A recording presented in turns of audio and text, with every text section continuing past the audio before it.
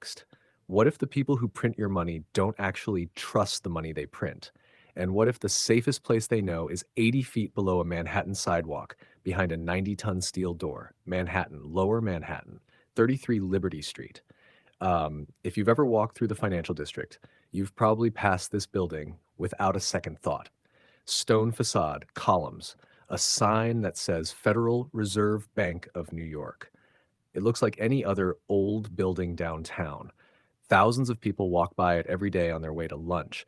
But 80 feet below that sidewalk, 24 meters straight down, cut into the bedrock of Manhattan Island, there's a vault, a three-story vault protected by a 90-ton steel cylinder that serves as the only door.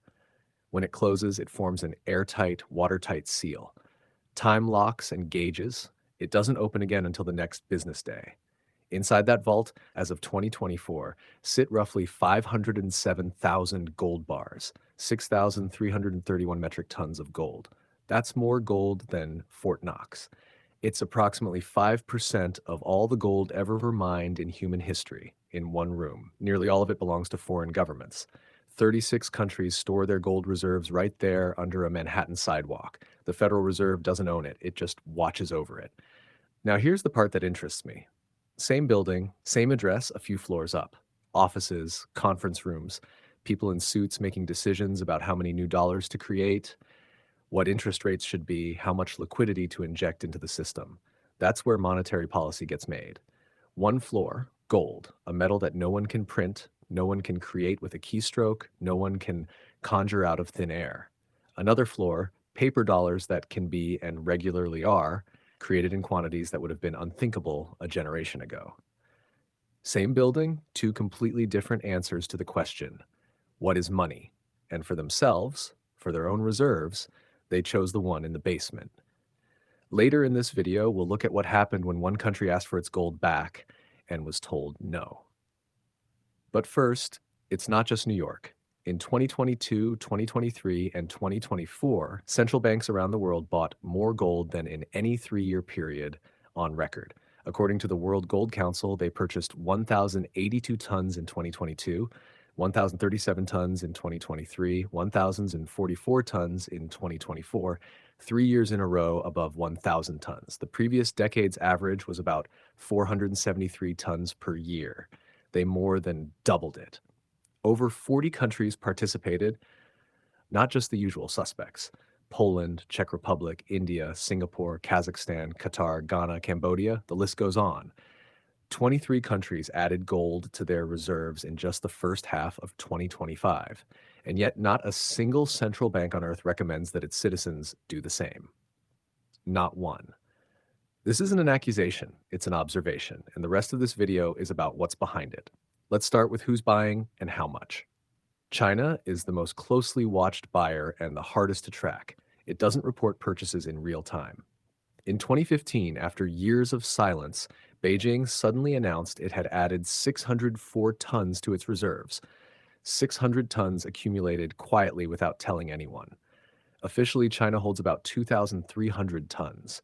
Analysts believe the real number could be significantly higher, possibly double, because purchases often flow through state-affiliated channels that bypass official reporting.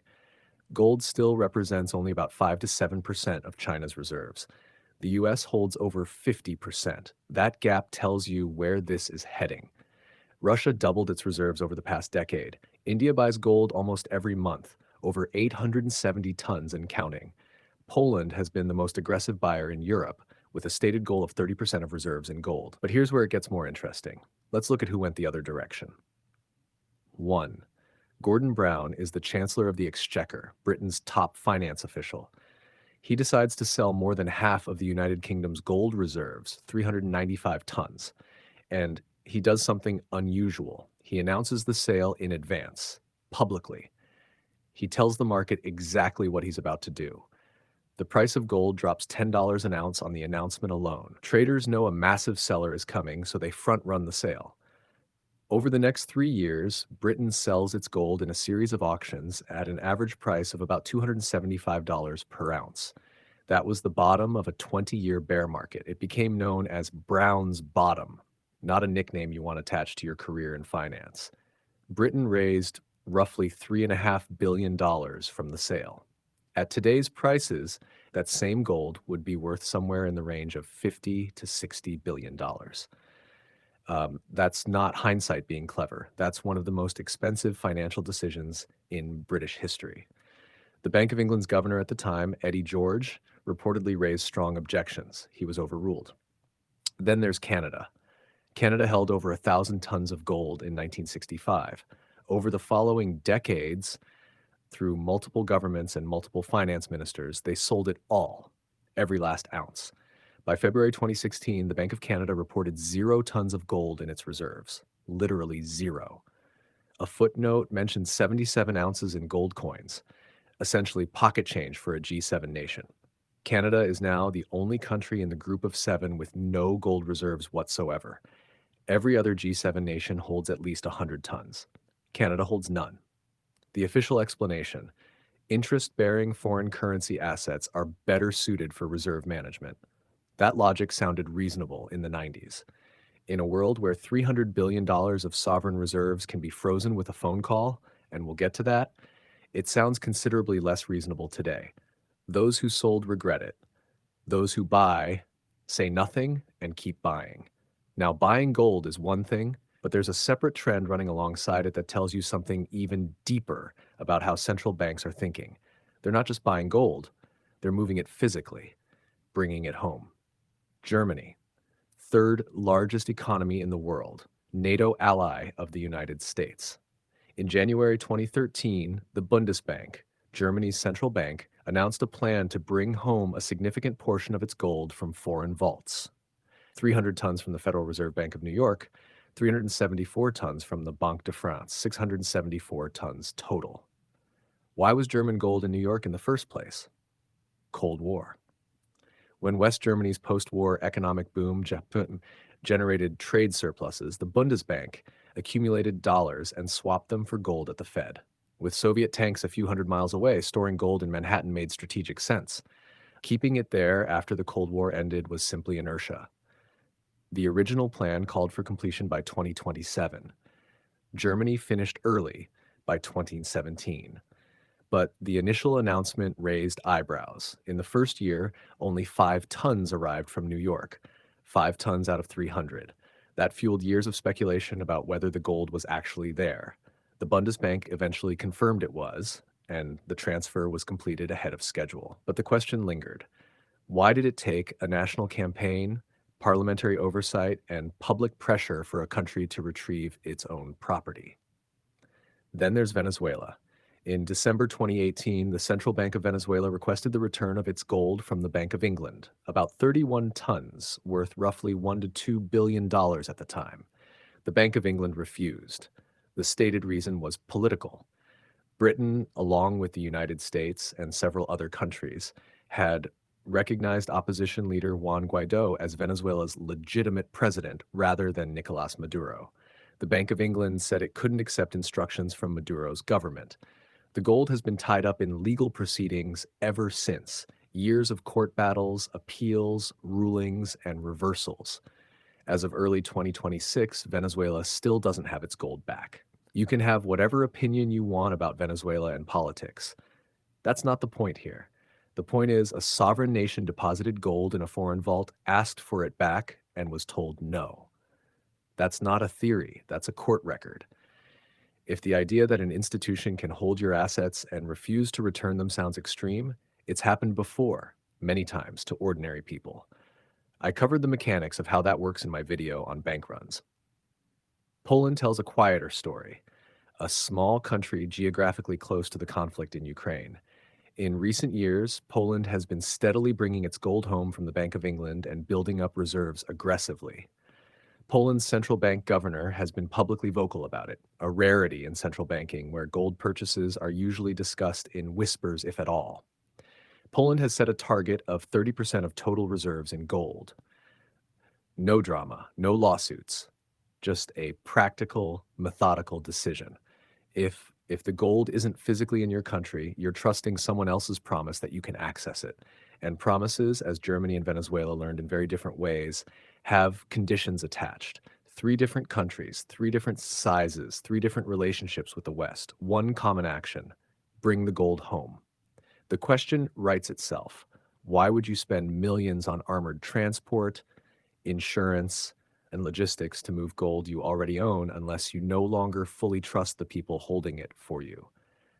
And now we arrive at the moment that changed everything. February 2022. Russia invades Ukraine. Whatever your view of the war itself, what happened next in the financial world was unprecedented.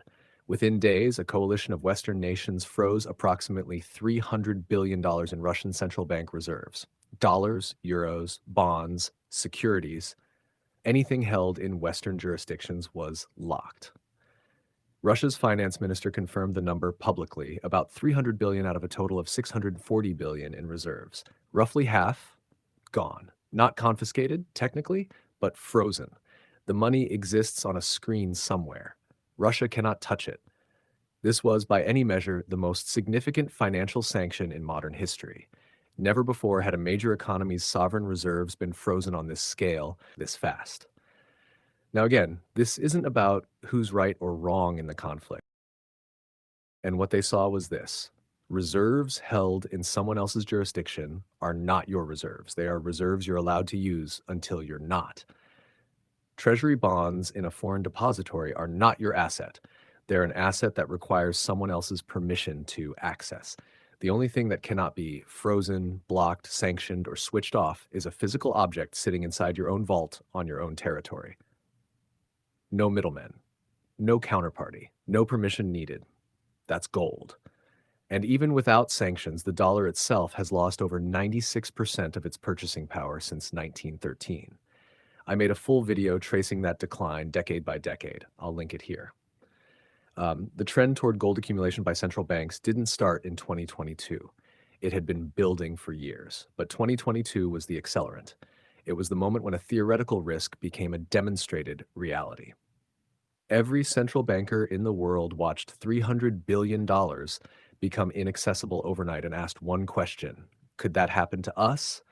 The buying that followed, over 3,200 tons in 3 years, was the answer. And there's a secondary effect nobody talks about. According to a 2024 survey by the World Gold Council, 68% of central banks now keep most of their gold within their own borders, up from about 50% in 2020. That's not just buying, that's moving it home. And there's one more piece to this picture that rarely gets discussed. Under international banking regulations known as the Basel Accords, the rule book that governs how banks worldwide manage their capital, gold has been treated differently over the decades. Under the older rules, banks had to discount their gold holdings by 50%. Gold was classified as a Tier 3 asset, the lowest category. It was treated more like a commodity than a monetary instrument. That changed. Under the Basel III framework, physical gold held in a bank's own vault is now classified as a Tier 1 asset with a 0% risk weight. Banks can count their gold at full market value toward their core capital reserves. Under the old rules, they had to cut it in half. This didn't happen with a press conference. There was no announcement. The rules were updated, implemented, and that was it. The regulators who write the global banking rule book quietly gave gold a meaningful upgrade, and the public barely noticed. That's a regulatory fact worth sitting with. The people who designed the architecture of the financial system decided that physical gold deserves the same treatment as the safest financial instruments in existence. So let's bring it back to where we started. 33 Liberty Street, gold in the basement, paper upstairs. This isn't a conspiracy. Nobody's hiding in a bunker plotting the end of the dollar. What's happening is simpler than that, and in some ways more unsettling. Imagine the manager of an apartment building. He tells every tenant the fire alarm system works perfectly, inspections are up to date, nothing to worry about. And you believe him. He's the expert. He knows the building better than anyone. Then one day, you notice he's been quietly buying fire extinguishers and storing them in his own office. Not in the hallways, not in the common areas, in his office. Does that mean the building is going to burn down tomorrow? No. But it means the person who knows the most about the wiring is hedging in a way he hasn't told you about. He's assessing risk differently than his own reports suggest. That's what central banks are doing. They manage the monetary system from the inside. They see the balance sheets, they know the debt levels, they understand the structural vulnerabilities better than anyone alive. And with all of that knowledge, they're stockpiling the one asset that exists outside the system they run, not in small amounts, but in thousands of tons. They're not doing this with words. They're not publishing reports recommending gold. They're doing it with action, quietly, consistently, year after year, over 1,000 tons per year. An ordinary person can't buy 1,000 tons of gold, but an ordinary person can notice what the people who print the money choose to hold instead of the money they print. And an ordinary person can ask a very simple question. If the people who run the system are hedging against the system, what does that tell you about the system? Gold in the basement, paper upstairs. The choice has already been made, just not by you. If you want to understand what people in power actually do with their money, not what they say about yours, subscribe to the Wealth Code. I'll see you in the next one. The people who print the money don't keep the paper, they keep the gold. That's not a conspiracy, that's a clue. Subscribe to the Wealth Code.